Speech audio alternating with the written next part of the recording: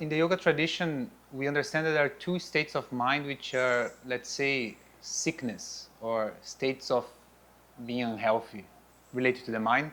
One is the state of agitation. So that's maybe related to stress, but sometimes people are also stressed, but they don't feel agitated. It's just like a pressure, let's say. They're not fidgeting and talking to themselves too much, but they're still stressed. But we're talking here maybe more of the agitation of being annoyed, overthinking, anxious regarding the future, anxious or annoyed regarding the past. So we're talking more of that mindset. That's considered a diseased state.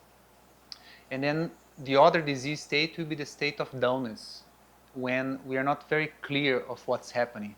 Dullness is complicated to speak of, but you can imagine of any time you're so tired that even to think of something is difficult.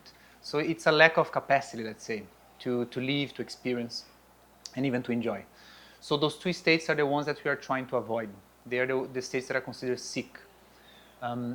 Another way of understanding sickness also in the perspective of yoga is incapacity of focus, incapacity of concentration. So that would be, for example, you being able to hold a state, let's say relaxation, you're able to sense it and keep it with you. So the mind stays with the object, which would be meditation. You're capable of choosing something that you like to focus on and you stay with it. So of course, for living as humans, we want to keep a good state, a nice state, a happy state.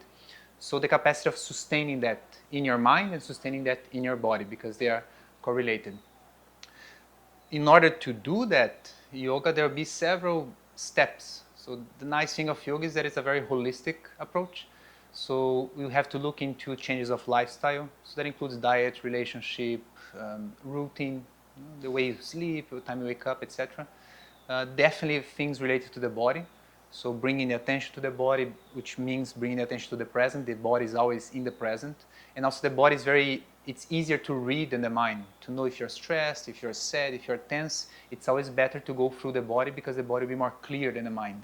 The mind is more complicated, it's more invisible, let's say. So you have the body, and then you have the mental component, which is the training of meditation, the cultivation of states, of positive states, of calmness, of attention, of relaxation, equanimous states, so seeing the negative and the positive in a more passive, in a more relaxed way. So all that then yoga will bring into the table, and then that of course should be administered according to the individual. What each person needs might be a little bit different. Some people more on the side of lifestyle, some people more on the body side, some people more on the mental, philosophical side. But yoga will bring all that to the table to counteract those states that are considered the disease states.